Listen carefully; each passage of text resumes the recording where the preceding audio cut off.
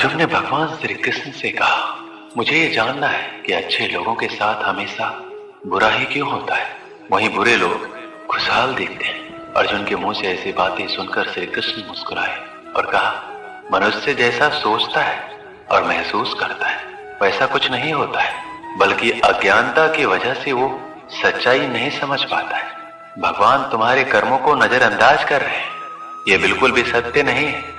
भगवान हमें कब क्या किस रूप में दे रहा है मनुष्य को समझ में नहीं आता, मगर आप अच्छे कर्म करते रहे तो भगवान की कृपा हमेशा बनी रहती है। इसलिए अपने अच्छे कर्मों को बदलना नहीं चाहिए, क्योंकि इसका फल हमें इसी जीवन में मिलता है। इसलिए मनुष्य का फर्ज है कि वो हमेशा अच्छे कर्म करते रहे, क्योंकि श्री कृष्ण ने गीता में भी बताया है, किसी के द्वारा किया गया कर्म बेकार नहीं जाता, चाहे वो अच्छा हो या बुरा। आप कितने भी अच्छे कर्म कर लो, लेकिन समाज आपके बुरे कार्यों को ही सदैव याद रखता है। इसलिए लोग क्या कहेंगे, ये सोचने से बेहतर है कि आप अपना कर्म करें। जन्म लेने वालों के लिए मृत्यु उसी प्रकार निश्चित है जितना कि मरने वालों के लिए जन्म लेना। इसलिए इस विषय पर शोक मनाना व्यर्थ है। गीता में कहा गया है, जो इंसान किसी की कमी को पूरा करता है वही सही अर्थों में महान होता है। तुम्हारे साथ जो हुआ वह अच्छा हुआ, जो हो रहा है वो भी अच्छा है, और जो होगा वो भी अच्छा होगा। गीता के अनुसार जिंदगी में हम कितने सही हैं और कितने गलत हैं ये केवल दो लोग ही जानते हैं, एक परमात्मा और एक दूसरी अंतरात्मा। जब तक शरीर है तब तक कमजोरियां तो रहेगी, इसलिए कमजोरियों की चिंता छोड़ो और जो सही कर्म है उस पर अपना ध्यान लगाओ। श्री कृष्ण अर्जुन से कहते हैं, तुम भला क्यों रोते हो? तुमने जो खोया क्या वह तुमने पैदा किया था? आज जो तुम्हारा है वह कल किसी और का हो, क्योंकि परिवर्तन ही संसार का नियम है। किसी का अच्छा ना कर सको तो बुरा भी मत करना, क्योंकि दुनिया कमजोर है लेकिन दुनिया बनाने वाला नहीं। यदि कोई व्यक्ति विश्वास के साथ इच्छित वस्तु को लेकर नित्य चिंतन करता है तो वह जो चाहे वह बन सकता है। सच्चा धर्म यह है कि जिन बातों को इंसान अपने लिए अच्छा नहीं समझता उन्हें दूसरों के लिए भी प्रयोग ना करे। कोई भी व्यक्ति अपने विश्वास से बनता है, वह जैसा विश्वास करता है उसी अनुरूप बन जाता है। मन अशांत है और उसे नियंत्रित करना कठिन है, लेकिन अभ्यास से इसे वश में किया जा सकता है। मेरे लिए समस्त प्राणी समान है, ना कोई मुझे अत्यधिक प्रिय है ना ही कम, लेकिन जो मेरी भक्ति पूरे मन से करते हैं मैं सदैव आवश्यकता पड़ने पर उनके काम आता हूँ। मन की शांति से बढ़कर इस संसार में कोई भी संपत्ति नहीं है।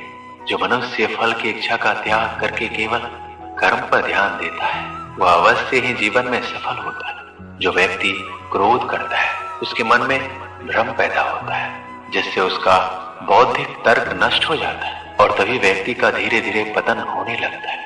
जब इंसान की जरूरत बदल जाती है तब इंसान के बात करने का तरीका बदल जाता है। जीवन में सफलता का ताला दो चाबियों से खुलता है, एक कठिन परिश्रम और दूसरा दृढ़ संकल्प। कठिन परिश्रम से बचने के लिए व्यक्ति को भाग्य और ईश्वर का इच्छा जैसे बहानों के बजाय चुनौतियों का सामना करना चाहिए।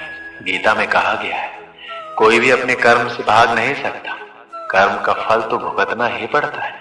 मनुष्य को अपने कर्मों के अच्छे और बुरे फल के विषय में सदैव सोचकर चिंताग्रस्त नहीं होना चाहिए। जो मनुष्य प्रतिदिन खाने सोने और आमोद प्रमोद के कार्यों में लिप्त रहता है वह नियमित तौर पर योगाभ्यास करके समस्त क्लेशों से छुटकारा पा सकता है। जब इंसान अपने काम में आनंद खोज लेते हैं तब वह पूर्णता प्राप्त करते हैं। श्रीमद् भागवत गीता का मुख्य उद्देश्य मानव कल्याण करना है, इसलिए प्रत्येक मनुष्य को सदैव मानव कल्याण की ओर अग्रसरित रहना चाहिए। श्री कृष्ण कहते हैं, माफ करना और शांत रहना सीखिए, ऐसी ताकत आप बन जाओगे कि पहाड़ भी रास्ता देंगे। व्यक्ति को अपनी इंद्रियों को वश में रखने के लिए बुद्धि और मन को नियंत्रित रखना होगा। जो होने वाला है वो होकर ही रहता है और जो नहीं होने वाला है कभी नहीं होता। ऐसा निश्चय जिनकी बुद्धि में होता है उन्हें चिंता कभी नहीं सताती है। किसी भी व्यक्ति को ना तो समय से पहले और ना ही भाग्य से अधिक कुछ मिलता है, लेकिन उसे सदैव पाने के लिए प्रयत्नशील रहना चाहिए। इंसान हमेशा अपने भाग्य को कोसता है, ये जानते हुए भी कि भाग्य से भी ऊंचा उसका कर्म है जिसके स्वयं के हाथों में है। व्यक्ति को आत्मज्ञान के माध्यम से संदेह रूपी अज्ञानता को समाप्त करना चाहिए। श्री कृष्ण कहते हैं, मैं उन्हें ज्ञान देता हूं जो सदा मुझसे जुड़े रहते हैं, जो मुझसे प्रेम करते हैं। सत्य कभी दावा नहीं करता कि मैं सत्य हूं, लेकिन झूठ हमेशा दावा करता है कि सत्य मैं ही हूं। परिवर्तन संसार का नियम है। समय के साथ संसार में हर चीज परिवर्तन के नियम का पालन करती है। हालांकि मैं भूत, भविष्य और वर्तमान काल के तीनों जीवों को जानता हूं, लेकिन मुझे वास्तव में कोई नहीं जानता। मनुष्य जिस रूप में ईश्वर को याद करता है, ईश्वर भी उसे उसी रूप में दर्शन देते हैं। सज्जन व्यक्तियों को सदैव अच्छा व्यवहार करना चाहिए, क्योंकि इन्हीं के पद चिन्हों पर समान व्यक्ति अपने रास्ते चुनता है। जो मनुष्य जिस देवता की विश्वास के साथ भक्ति करता है, मैं उस व्यक्ति को उसी देवता में दृढ़ता बढ़ा देता हूँ। सभी काम छोड़कर बस भगवान में पूर्ण रूप से समर्पित हो जाओ। मैं तुम्हें सभी पापों से मुक्त कर दूंगा। मैं सभी प्राणियों के हृदय में विद्वान हूं। जो व्यक्ति मृत्यु के दौरान मेरा नाम लेता है, वह सदैव मेरे ही धाम को प्राप्त होता है। तुम बिना किसी कारण के चिंता करते और बेवजह घबराते। तुम तो आत्मा हो जिसे ना तो कोई मार सकता है और ना ही जला सकता है। यही जीवन की सच्चाई है जिसे प्रत्येक व्यक्ति को जानना चाहिए। ना तो ये शरीर तुम्हारा है, ना ही तुम इस शरीर के मालिक हो। ये शरीर 5 तत्वों से बना है, आग, जल, वायु, पृथ्वी और आकाश। एक दिन ये शरीर इन्हीं 5 तत्वों में विलीन हो जाएगा। श्री कृष्ण कहते हैं, जीवन में समय चाहे जैसा भी हो, अपनों का साथ बड़ा आवश्यक होता है। सुख हो तो बढ़ जाता है, दुख हो तो बढ़ जाता है। अपनों के साथ समय कब बीत जाता है पता भी नहीं चलता। किंतु सोचिए, यदि आपको ऐसे किसी स्थान पर छोड़ दिया जाए जहां आपका कोई संबंधी ना हो, आपका कोई अपना ना हो, कोई मित्र ना हो, तो क्या होगा? एक एक क्षण कितना लंबा लगने लगेगा। तब तक लगेगा जब तक आप किसी को अपना नहीं बना लेते। अब सवाल ये उठता है, आपका अपना कौन है? वो संबंधी जिसके साथ आप रक्त से जुड़े हैं, या वो मित्र जिसके साथ आप बालपन से पले बड़े हैं, या वो सहकर्मी जिनके साथ आप काम करते हैं? नहीं, अपना वो जो विपत्ति में काम आए। अपनों की परख समय की कसौटी पर की जाती है। स्मरण रखिएगा, अपनों के साथ समय का पता नहीं चलता, किंतु समय के साथ अपनों का पता अवश्य चलता है। एक गांव में एक पंडित रहता था। उसे अपने व्याकरण ज्ञान पर बड़ा अभिमान था। वह जिससे भी मिलता अपने व्याकरण ज्ञान का बखान करने लगा। एक दिन उसे नदी पार करने दूसरे गांव जाना था।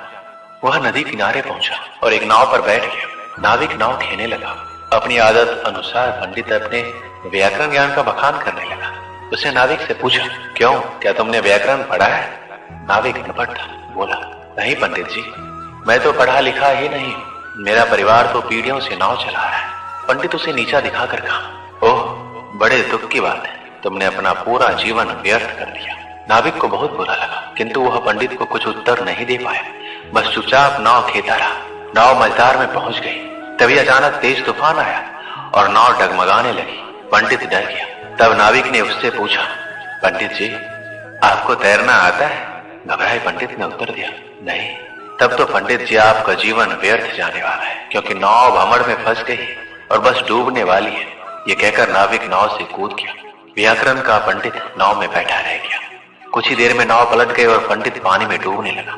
उसका सारा व्याकरण का ज्ञान धरा का धरा रह गया। जान बचाने के लिए वह मदद की गुहार करने लगा। तब नाविक ने उसे बचाया और किनारे पर पहुंचाया। पंडित का अभिमान चूर चूर हो चुका था। वह समझ चुका था कि अपने ज्ञान पर अभिमान नहीं करना चाहिए। इस कहानी से हमें क्या सीख मिलती? हर व्यक्ति की विभिन्न गुण होते हैं जो उनके व्यक्तित्व को आकार देते हैं। ये गुण संयमित, दयालुता, संवेदनशीलता, उद्यमिता, सामर्थ्य, आत्मनियंत्रण आदि होते हैं। हर स्थिति में व्यक्ति को अपने गुणों का सही उपयोग करना चाहिए। यदि व्यक्ति अपने गुणों का सही उपयोग करता है तो उसे आत्म संतुलन, सम्मान और सफलता मिलती है। हालांकि व्यक्ति अपने गुणों पर अधिक अभिमान करता है और उन्हें उच्चता के रूप में देखता है, तो यह सब उसके लिए हानिकारक होता है। अधिक अभिमान उसके विचारों और व्यवहार में विमान पैदा करता है, जो समाज में सामाजिक संबंधों को अशक्त बनाता है। हर व्यक्ति में कोई ना कोई गुण अवश्य होता है। परिस्थिति के अनुसार वह गुण काम आता है, इसलिए अपने गुण का अभिमान नहीं करना चाहिए। दोस्तों, इस वीडियो में बस इतना ही। मिलते हैं अगली वीडियो में। अपना ख्याल रखिएगा। जय श्री कृष्ण।